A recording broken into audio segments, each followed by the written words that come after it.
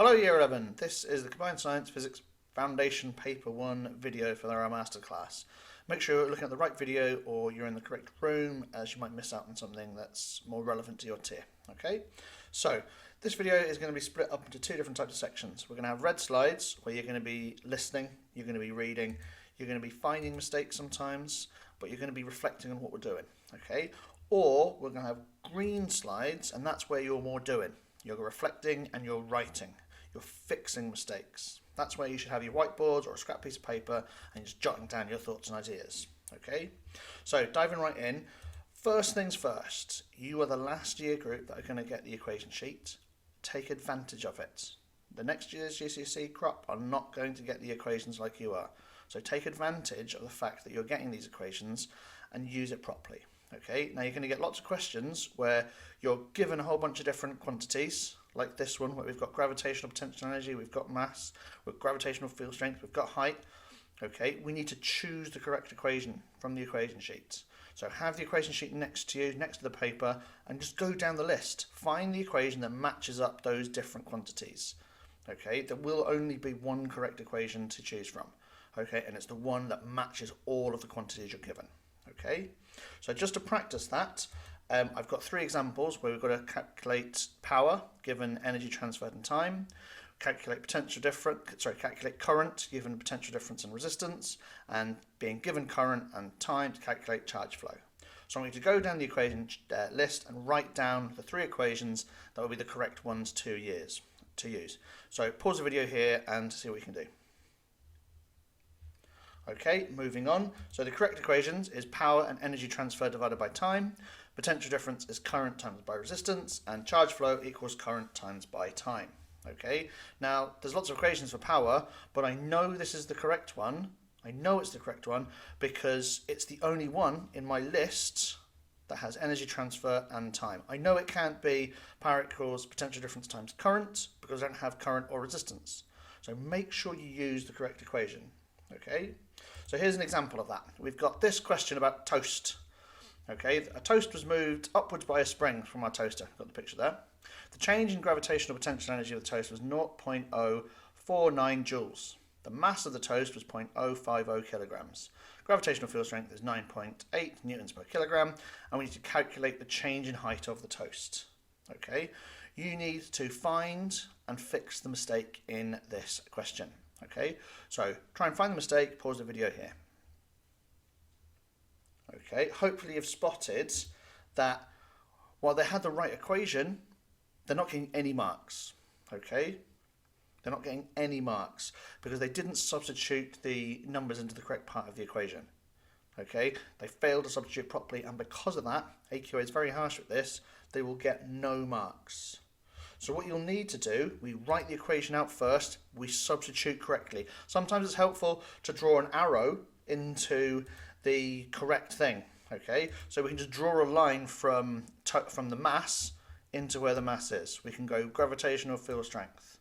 We can go energy to energy here, just with the pencil, okay? And that'll help you put the numbers into the right part, okay? Then we substitute, so we put the numbers in, we rearrange, we put our numbers into the calculator, we write down our answer. Okay. The final thing we want to do is we want to check that this makes sense. If we got a number that's 10 meters high, we'll know something's wrong because a piece of toast is not going to jump into the air 10 meters high from a toaster. But 10 centimeters, that seems like a sensible number. Okay. Next question. Okay, moving on. We've got, I need to finish the drawing. Next question, here we go. We've got this diagram, it's got a wood-fired hot tub. Okay, we've got water in here, we've got the hot tub, we've got this pipe, this burning wood, and it says what type of fuel is the wood? Okay, and we've got these list of 4 things. We need to give 2 environmental effects of using wood as an energy resource, and we need to describe the change to the stores of energy of the wood, pipe, and water as the water is heated. Okay, so pause the video here and see if you can find and fix the mistake. See how many marks they get. Pause the video there. Okay, moving on. They didn't do well on this question either, I am afraid. Okay, so here the type of wood is a renewable biofuel.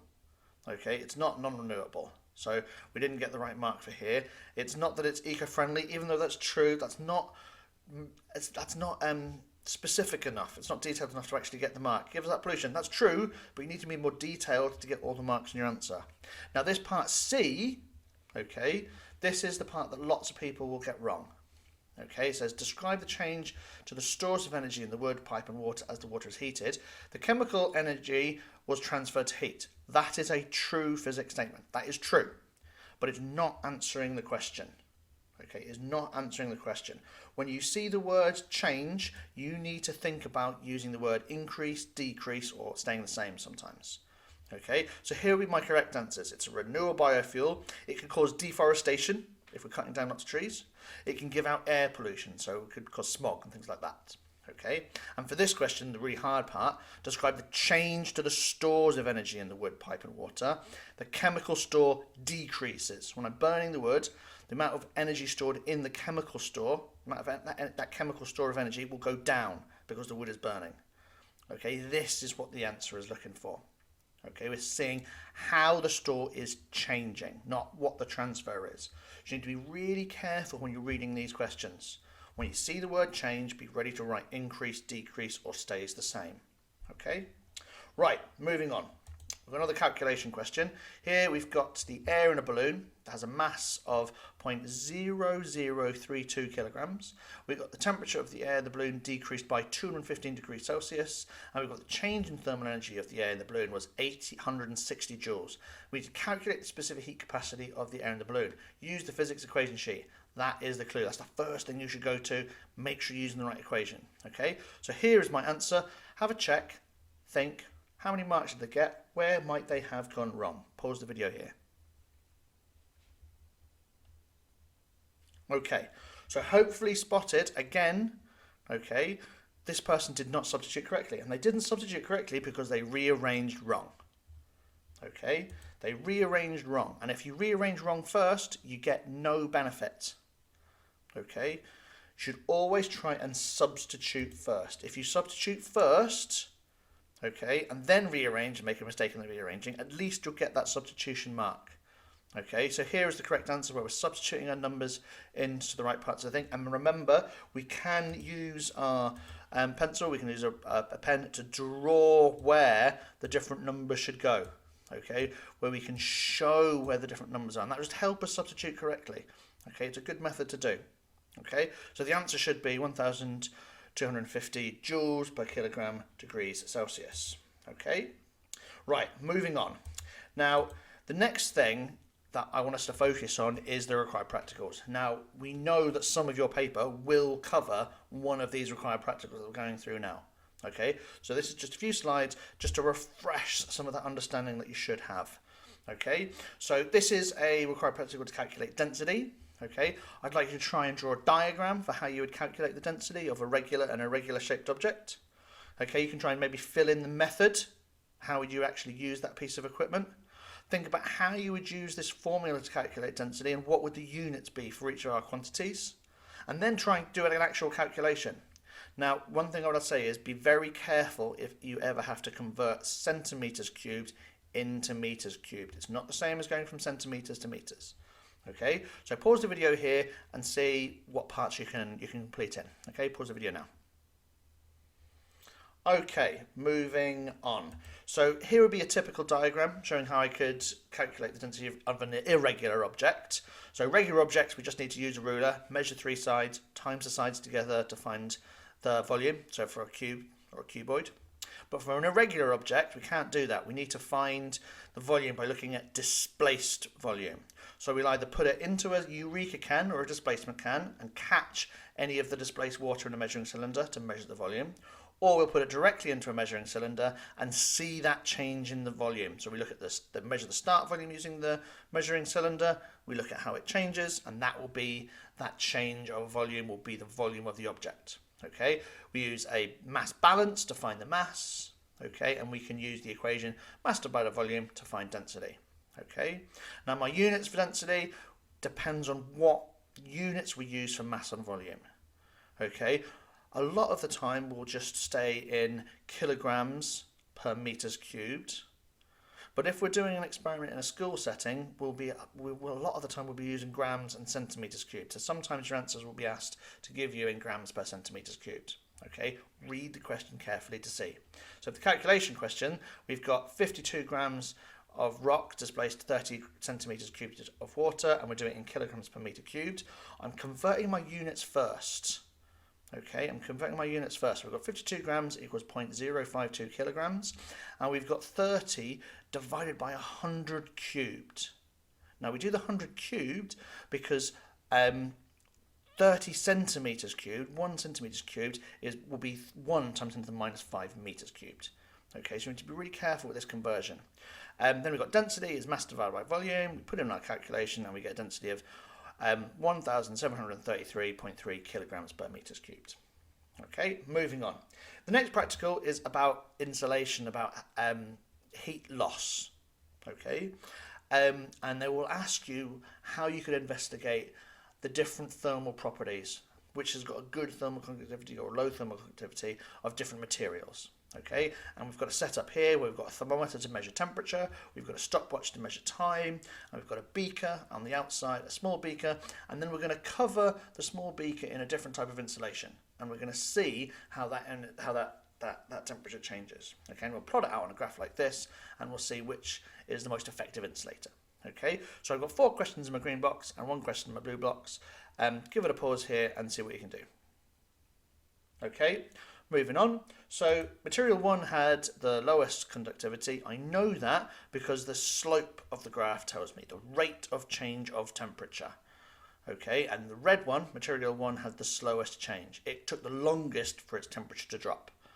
Okay, we can improve the experiment by using a better thermometer, so a more precise thermometer, so we can get a higher resolution. We can get a smaller gap between each of our numbers. The variables of the experiment, the independent variable, the thing we are changing on purpose, is the type of material. The thing we're measuring to see if it's affected by that is the temperature. We're keeping the same, the thickness of the material or the number of layers. We're controlling the starting temperature, so we're keeping the starting temperature the same, and the volume of water in the beaker the same. Okay, now we could measure different things. You could, instead of having different types of material, you could have different numbers of layers or different thickness, or you could have different starting temperatures, maybe rarely, not often that would come up. Just be careful to see what is actually changing or what is staying the same. We could change the experiment and looking at a heating graph instead of a cooling curve. And in that case, the temperature would increase to room temperature as opposed to dropping to room temperature. To stay safe, the big hazard in this experiment is the hot water in the beaker. Okay, that could cause burns, and we'd stop that by being very careful when we're pouring it. So we pour the hot water into the beaker on the top of a bench. We could use insulated gloves to lift the beaker and move the beaker when it's still hot, because that's the real danger in this experiment. You could have water spills which you need to clean up to avoid slipping and falling over, but the big hazard is the temperature of the water. Okay, moving on. The next practical, I think is the hardest, is to calculate specific heat capacity. Now, there's a number of ways you can do it. Here is the most challenging way, where we're using a voltmeter and an ammeter to help calculate energy. Okay, and by using that, we can do a very accurate analysis, and we can get a really, really accurate version of the specific capacity. Now you could replace this with just a joule meter, okay, if it gives that option, but I want to go through the more challenging way first. Okay, so what I want you to do, I want you to jot down the different names of the pieces of equipment you could use here. I'd like you to write down the rearranged formula for specific capacity, and I'd like you to give a go of calculating this this energy, given that the current is 2 amps, the potential difference is 6 volts, and the heat is on for 5 minutes. How much energy is transferred? Okay, so pause the video here and see what we can work out. Okay, moving on. So our different pieces of equipment, we've got a thermometer to measure the change in temperature. We've got a heater that supplies heat energy to the block. We've got a voltmeter to record the potential difference. We've got an ammeter to record the current. And we've got a power supply to provide that potential difference. Okay, we can improve this setup by putting insulation around our aluminium block, which would reduce heat loss into the surroundings. Okay, that's going to be the biggest source of error in this experiment. Now, the correct Calculation, we write down my power equals current times potential difference, energy equals power times by time. We can combine that into energy equals potential difference times by current times by time. We can just substitute our values in, but notice this, 5 times by 60. We do not want to work in minutes. We need to convert that 5 minutes into seconds. Okay, it's very likely in your paper there'll be one instance, if not more maybe, but it's very likely that you'll have to convert minutes into seconds. If that comes up, don't lose out on that mark. Okay, we times 5 minutes by 60 to go into seconds. Okay, be aware of that mark coming up there, don't miss out on it. Okay, so our answer is 3,600 joules. Okay, moving on. The next one I think is a little bit easier, okay, because it's more about memory. It's more about remembering all the different types and shapes of graphs. Okay, IV graphs. So we've got a circuit diagram. This is our standard test circuit. Okay, we've got a method here where we've got a missing word, try and fill that in, and we've got the 3 graphs. I've shown the first graph. This shows an ohmic conductor or a resistor. So remember, an ohmic conductor is one where the potential difference and the current are directly proportional. So it's a straight line that goes through 0. Okay, ohmic conductors, potential difference and current is directly proportional. So give a go sketching the filament bulb and give a go sketching the diode. Okay, and again, give a little bit of information. So the resistor, it obeys Ohm's law. This is because potential difference is directly proportional to current. A steeper gradient on the graph means a lower resistance. Okay, so pause the video here and try and fill in the blank parts. Okay, moving on. So we've got a variable resistor, an ammeter and a voltmeter in our circuit. You need to know what each of these parts' job is. So the cell provides potential difference, the ammeter allows us to measure the current, the voltmeter allows us to measure the potential difference, the variable resistor allows us to control the current flowing through the circuit. So that allows us to change the potential difference across this component.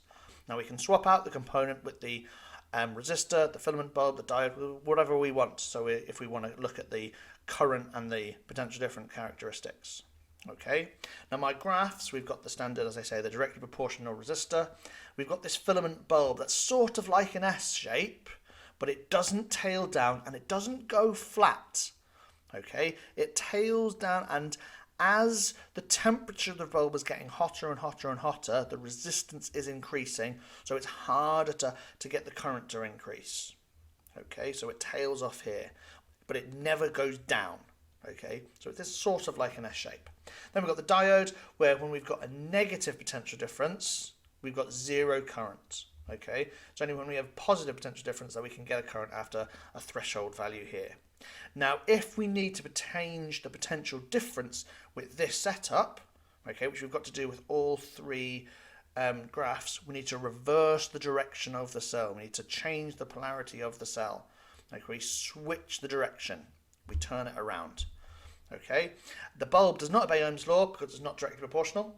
At high potential difference, the temperature increases, so the resistance changes. The diode also doesn't obey Ohm's law. It's not directly proportional because it only lets the current flow in one direction. Okay, right, moving on. We also need to know about calculating the resistance of a wire. Okay, so here would be my simple setup where we've got a cell, we've got an ammeter, a voltmeter, we've got Grotto clips that would clip to a section of wire, and we can change the length of those clips to change the length of the wire. So in this experiment, we'll be changing the length. Okay, think about what's the job of each of these different components that we're using in our setup. Also, give a sketch. What do you think, or not a catch, but a sketch, that's its typo, of the resistance and length? What does the graph look like? Okay, and then try and jot down some other things that might affect the resistance of a wire. Okay, pause the video here. Okay, moving on. So the sketch of the result is a directly proportional graph. It's a straight line graph that goes through the origin. The higher the length, the higher the resistance. Okay, and here we've got the purpose, the job of each part of the setup. So we've got the power supply of the cell. It gives the source of potential difference. We've got the wires. It connects the circuit up together. Grotto clips allows us to change the length of wire we're investigating. Ammeter measures the current. Voltmeter measures potential difference. The resistors, we can change different resistors. That's going to come up in a second. The resistance wire is the thing we're investigating, and the meter ruler is to measure the length. Okay, so the longer the wire, the greater the resistance. The hotter wire, the greater the resistance. The greater the diameter, the lower the resistance. So in this experiment, okay, it's going to be really important to keep the temperature and the thickness of the wire the same. Now, it's pretty easy to keep the thickness the same. You just have a constant thickness wire, like normal wire. But the temperature will change depending on how much current is flowing through. So to improve this experiment, we could add a variable resistor to keep the current constant. That will keep the temperature of the wire constant and mean that our results will be more accurate. Okay, we'll be only changing the length of the wire rather than the temperature as well. Okay. Now, we could also get asked about investigating the resistance of series circuits and parallel circuits. So adding resistors in series or adding resistors in parallel. Okay, so what I'd like you to jot down, I'd like you to just write down what happens to the resistance when I add resistors in series, and what happens when I add resistors in parallel. Okay, so jot those things down, pause the video here. Okay, moving on. So if we add resistors in series, okay, all we're doing is adding the total resistors up to get the total resistance. Okay, the resistance of the combined resistors is equal to the sum of the individual resistors. So we just add them up. Okay, that's because the electrons have to flow through all of the resistors we add. Okay, and that means the current is flowing through all those resistors, and those resistors are trying to slow it down, so they're all involved in reducing that current. Okay, so resistors in series, we just add the resistances together. In parallel, it's different. In parallel, the resistance of the combined resistors is less. It's less than the individual resistances. Okay, it's always less. Okay, that's because the electrons are split between the different paths. The current takes different routes. Okay. But the potential difference across each of those resistors is always the same, so it allows them to flow better. Okay, the current won't be as reduced as much as in a series circuit. Okay, right, moving on to some more exam questions. The diagram below is used to make ice cream. The walls of the bowl contain liquid coolant, so that's kept at minus 20 degrees before we put in the mixture. And the bowl causes the mixture to cool down and freeze. And we've got this inside metal surface and this outer plastic surface. And the question asks, explain why the different thermal conductivities of metal and plastic are important in the design. And we've got my two answers here. I'd like you to try and figure out how many marks they get and how could you improve it. Pause the video here. Okay, moving on. So similar to the question about change, okay, the metal is a poor insulator. That's true. Okay, the metal is not a good insulator, and plastic is a good insulator, but that's not what the question is asking you. The question is asking you about thermal conductivity. So you need to talk about thermal conductivity. So you need to say something like, the metal has a high thermal conductivity. This increased the rate of energy transfer from the ice cream. Okay, it's a good conductor, so the temperature, the heat is transferred from the mixture into the coolant. Okay, and likewise, the plastic has a low thermal conductivity. This reduces how much heat transfers from the coolant to the surroundings. Okay, so be careful. Read the question carefully, and when it's asking you to explain something, talk about that thing. Okay, because otherwise you're not going to get the marks. Okay, moving on. Next, we have a question about gravitational potential energy. So we've got each time the student does one chin up, he lifts his body 0.4 meters vertically upwards. The mass of the student is 65 kilograms. The student's able to do 12 chin ups in 60 seconds. Calculate the power developed by the student. When you've got gravitational field strength of 10 newtons per kilogram, use the correct equation sheet from the equation sheet. So use the equation sheet. Okay, we've got E equals M times G times H, and we've got power equals energy divided by time. Okay, you need to find and fix the mistakes. Okay, now I'll tell you the equation is correct. The two equations are the right equations, but I want you to try and find and figure out where they went wrong in their answer. Give it a pause and see what you can do. Okay, moving on. The student did not read the question properly. Okay, we've got these 12 chin-ups, so they only worked out the power of a single chin-up. So we need to multiply the total energy by 12, and then we can calculate the power. Okay, so the power in question should be about 52 watts. Okay, moving on. Next, this student only got 1 mark for this question. Okay, the energy transferred from the water in the kettle to surroundings in 2 hours is 46,200 joules, quite a large amount of energy. We need to calculate the average power output from the water in the kettle to the surroundings in those 2 hours. Use the correct equation from the physics equation sheet. Okay, this is the correct equation, but they only get 1 mark. Give it a pause, figure out how they can get the 2. Okay, moving on. Okay, they didn't calculate the correct units. They started to change this 2 hours. Okay, they started to change it, but you need to change it into seconds. Okay, so this 2 hours is 7,200 seconds. We times 2 by 60 by 60. Okay, so be really careful in making sure we use seconds, the correct units. Okay, right, moving on. You need to know about energy resources. Okay, I think there's a good chance of coming up. We've got fossil fuels, nuclear fuels, biofuels, wind, hydro, geothermal, tide, sun and water waves. Which are renewable? What does renewable mean? What are some advantages and disadvantages of each? Pause the video here and jot down some ideas. Okay, moving on. So renewables would be biofuel, wind, hydro, geothermal, tidal, solar and waves. Renewable is a resource that is replenished at the same rate or faster than it is used. Okay, AQA love the word replenish when talking about renewable. Okay, we've got lots and lots of different advantages and disadvantages. I've got some of them in the table here. I'm not going to read them all out, but if you want to pause the video here and you can check to see which ones that you've written down, which ones you haven't. So pause the video here if you want to have a check.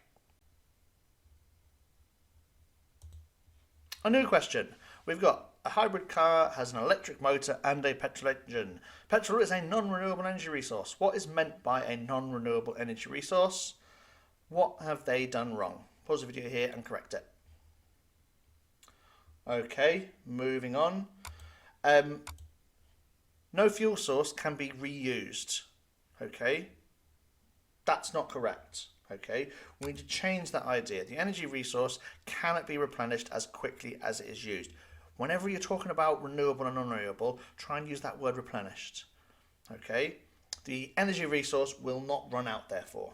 Okay, try, okay, and write down the unit for each quantity on this board here. Okay, what is the unit? Pause the video here and write down as many units as you can. Moving on. Everything that has the word energy in it is going to be in joules. So lots and lots of things are in joules. But we've got lots of other measurements as well. So we've got our equations for energy. We've got our equations for efficiency and for electricity. Okay. Now, you are going to get marks if you write down the correct units. Okay. Always check to make sure you've gotten those marks. Okay. Check to make sure you got them, because you get a mark for just writing down the right letter. Okay. Now, something else that students sometimes miss out on in their marks is looking at prefixes. Okay, so here we've got lots of different quantities. We've got joules, meters, hertz, more meters, and watts at the end. These all have a prefix at the front. Okay, so I'd like you to change all of these into just joules, just meters, just hertz, just meters, just watts. Okay, how much joules is 100 kilojoules? So we need to write down what the actual values truly are. Pause the video here and see how many you can do. Okay, moving on. So here, kilojoules, we're timesing by 1,000. 12, we're timesing by 1,000. Giga, we're timesing by 1,000,000,000. Here, we're dividing. Where we've got micro, we're dividing. Okay, we're dividing by 1,000,000 in this case. Nano, we're dividing by 1,000,000,000. Milli, we're dividing by 1,000. And mega, we're timesing by 1,000,000. Okay. We've also got to be able to be familiar with standard form. Now I prefer thinking about standard form with units because all I have to do is switch out my prefix for the right standard form. I know kilo is times 10 to the 3. I know giga is times 10 to the 9. I know nano is times 10 to the minus 9. Okay, so try and jot in some of the units in standard form and then their full proper standard form. So changing my 600 into a proper standard form number. Okay, pause the video here and give it a go. Okay, and here are some answers.